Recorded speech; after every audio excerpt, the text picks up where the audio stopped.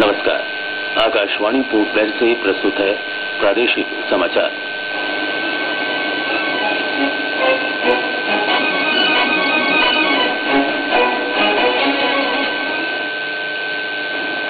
संसद के बजट सत्र में कटौती करने का सरकार का कोई प्रस्ताव नहीं है। उपराज्यपाल ने द्वीप समूह में गुणवत्ता युक्त शिक्षा की जरूरत पर बल दिया है।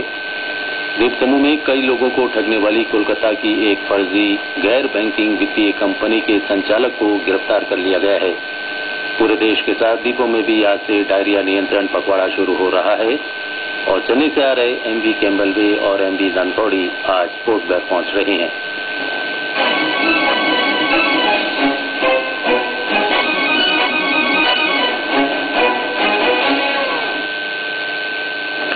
समाचारों के इस अंक में कृष्ण कुमार विश्वेंद्र के साथ मैं राकेश चंद्रलाल। संसद के बजट सत्र में कटौती करने का सरकार का कोई प्रस्ताव नहीं है। सरकार आने वाले दिनों में कई महत्वपूर्ण विधेयक पेश करेगी। संसदीय कार्य मंत्री एम वेंकैया नायडू ने बताया कि बीमा और सेबी संबंधी महत्वपूर्ण विधेयक अभी आने हैं और सरकार न्यायिक नियुक्ति विधेयक पर भी काम कर रही है। चालू बजट सत्र 7 जुलाई को शुरू हुआ था और ये 14 अगस्त तक चलेगा। दहेज विरोधी कानून के दुरुपयोग की बढ़ती घटनाओं को देखते हुए केंद्र गलत शिकायत करने वालों के लिए दंड और जुर्माने का प्रावधान करेगा। महिला और बाल विकास मंत्रालय भी मौजूदा प्रावधानों को मजबूत बनाकर और दहेज की परिभाषा का विस्तार कर दहेज निषेध कानून को और प्रभावी बनाने के पक्ष में है। उपराज्यपाल लेफ्टिनेंट जनरल ए.के. सिंह ने द्वीप समूह में गुणवत्ता युक्त शिक्षा की जरूरत पर बल दिया है। पोर्ट ब्लेयर में अंडमान कॉलेज का उद्घाटन करने के बाद समारोह को संबोधित करते हुए उन्होंने कहा कि योग्यता के द्वारा ही विद्यार्थी लक्ष्य हासिल कर सकते हैं। उन्होंने बताया कि पिछले दिनों शिक्षा विभाग में 400 से अधिक पदों के लिए चयन प्रक्रिया पूरी की गई। इसमें से काफी पद योग्य उम्मीदवार नहीं मिलने के कारण खाली रह गए। जिन पदों पर नियुक्तियां हुई हैं उनमें से 80% स्थानीय उम्मीदवारों को मिली है। उपराज्यपाल ने कहा कि शिक्षक पद के लिए निर्धारित योग्यता रखने वालों को ही नियुक्ति मिल सकती है। उन्होंने बताया कि शिक्षा का अधिकार परियोजना के तहत सरकार ने 150 नए पदों को मंजूरी दी है। कुछ गरीब और होनहार विद्यार्थियों को कोचिंग के लिए प्रशासन के खर्चे पर मुख्य भूमि भेजे जाने के सुझाव पर उपराज्यपाल ने शिक्षा सचिव को इस बारे में निर्देश दिया। शिक्षा सचिव इस मुद्दे पर विचार कर आवश्यक कदम उठाएंगे। द्वीप समूह में सर्व शिक्षा अभियान के अंतर्गत 210 शिक्षकों और 45 अंशकालिक अनुदेशकों को चालू शिक्षा सत्र के लिए पुनः अनुबंधित किया गया है। संबंधित सभी अनुबंधित शिक्षकों और अनुदेशकों से कहा गया है कि वे आज राज्य परियोजना अधिकारी या संबंधित इलाकों के बीआरसी से आदेश की प्रति प्राप्त कर लें और नियुक्ति स्थल के लिए रवाना हो जाएं। द्वीप समूह में कई लोगों को ठगने वाली कोलकाता की एक फर्जी गैर बैंकिंग वित्तीय कंपनी के संचालक को गिरफ्तार कर लिया गया है। जून माह में फर्जी कंपनी गीतांजलि उद्योग के खिलाफ लोगों ने रिपोर्ट दर्ज कराई थी। इसके आधार पर थाना अबड़िन के एसएचओ जगदीश्वर राव के नेतृत्व में पुलिस टीम ने छानबीन कर कोलकाता जाकर धोखाधड़ी के आरोप में 30 वर्षीय सुनयन सरकार को गिरफ्तार किया। गिरफ्तारी के बाद आरोपी को पोर्ट ब्लेयर लाकर पूछताछ की जा रही है। इस बीच पुलिस टीम कोलकाता में अन्य आरोपियों की तलाश में जुटी है। पुलिस ने द्वीपवासियों से अपील की है कि वे फर्जी कंपनियों से सतर्क रहें और लालच में आकर बिना सोचे समझे गैर बैंकिंग संस्थाओं में धन न लगाएं।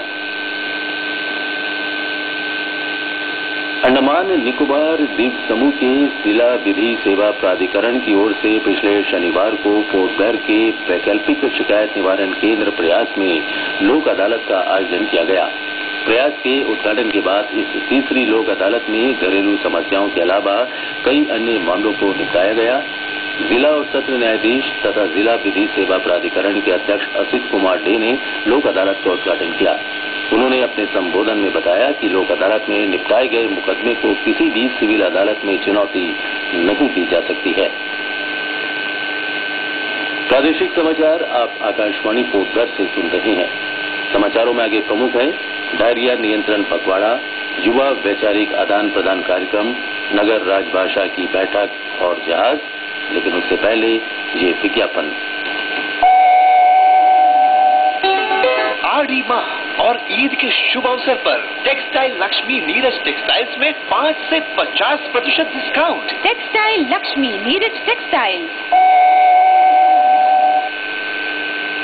प्रादेशिक समाचार में आपका फिर स्वागत है और अब समाचारों की अगली कड़ी के साथ कृष्ण कुमार विश्वेंद्र।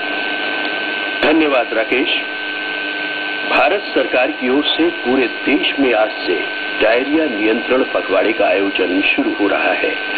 8 अगस्त तक चलने वाले इस अभियान का उद्देश्य डायरिया से होने वाले बच्चों की मृत्यु को रोकना है। इस अभियान में लोगों के बीच जागरूकता पैदा करना और संक्रमण हो जाने पर बचाव उपायों के बारे में जानकारी देना शामिल है। द्वीप समूह में स्वास्थ्य सेवा निदेशालय ने इस सिलसिले में कई जागरूकता कार्यक्रमों की रूपरेखा तैयार की है। इसके तहत पखवाड़े के दौरान डायरिया में ORS और जिंक के प्रयोग से संबंधित जागरूकता अभियान चलाया जाएगा। आशा संस्था के कार्यकर्ता घर घर जाकर 5 वर्ष से कम आयु वर्ग के बच्चों के लिए ORS का वितरण करेंगे और माताओं को डायरिया के दौरान इसका घोल बनाकर बच्चों को पिलाने के बारे में निर्देशन देंगे। इसके अलावा माताओं को बच्चों के पोषण से संबंधित जानकारी भी देंगे। आंगनवाड़ी कार्यकर्ताओं की मदद से कुपोषित बच्चों का पता लगाया जाएगा। पखवाड़े के दौरान स्वास्थ्य विभाग द्वारा IDCS और शिक्षा विभाग के सहयोग से द्वीप समूह के सभी प्राथमिक और माध्यमिक स्कूलों में पोषण तथा स्वच्छता पर जागरूकता और निदर्शन कार्यक्रम आयोजित किए जाएंगे। अंतर्राष्ट्रीय स्तर पर विद्यार्थी और युवा वैचारिक आदान प्रदान कार्यक्रम के अंतर्गत इस वर्ष अक्टूबर-नवंबर माह में सरकार की ओर से चयनित विद्यार्थियों और शिक्षकों को जापान भेजा जाएगा। इसके लिए द्वीप समूह से 30 विद्यार्थी और 3 शिक्षकों का चयन होगा। शिक्षा विभाग के सभी अंचल अधिकारियों से कहा गया है कि वे 9वीं से 12वीं तक की कक्षाओं में अध्ययनरत विद्यार्थियों के नाम भेजें। इसमें उन विद्यार्थियों के नाम भेजने चाहिए जो पढ़ाई के साथ साथ खेलों में भी बेहतर प्रदर्शन करते हैं। जो विद्यार्थी पिछले वर्ष इस कार्यक्रम के लिए नामांकित हो चुके हैं, उनके नाम नहीं भेजे जाने चाहिए। नामांकन शिक्षा निदेशालय में 31 जुलाई तक स्वीकार किए जाएंगे। केंद्रीय द्वीपीय कृषि अनुसंधान संस्थान पोर्टब्लेयर में पिछले शुक्रवार को नगर राजभाषा कार्यान्वयन समिति की अर्धवार्षिक बैठक आयोजित हुई।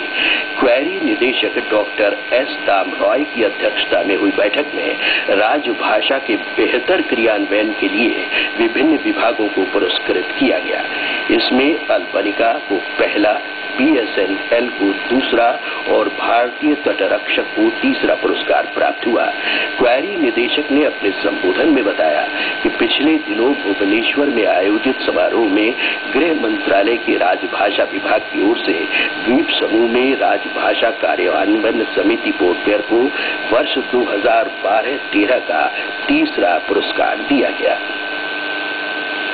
चेन्नई से आ रहा जहाज MV कैम्पबेल बे आज सुबह 9 बजे तक पोर्टब्लेयर पहुंच रहा है।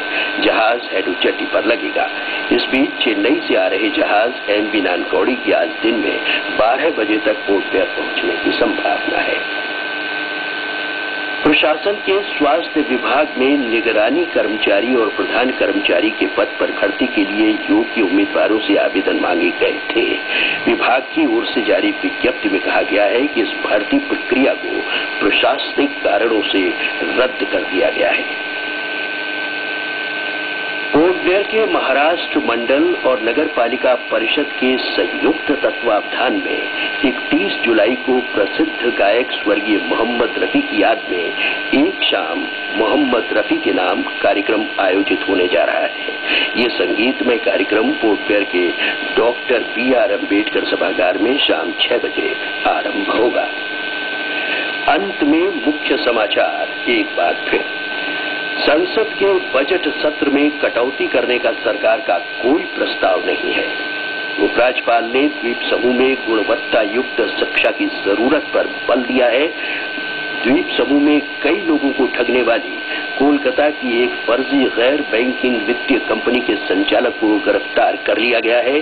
पूरे देश के साथ द्वीपों में भी आज से डायरिया नियंत्रण पखवाड़ा शुरू हो रहा है और चेन्नई से आ रहे MV कैम्पबेल बे और MV नानकौड़ी आज पोर्टब्लेयर पहुंच रहे हैं। इसके साथ ही प्रादेशिक समाचार का ये बुलेटिन समाप्त हुआ। नमस्कार।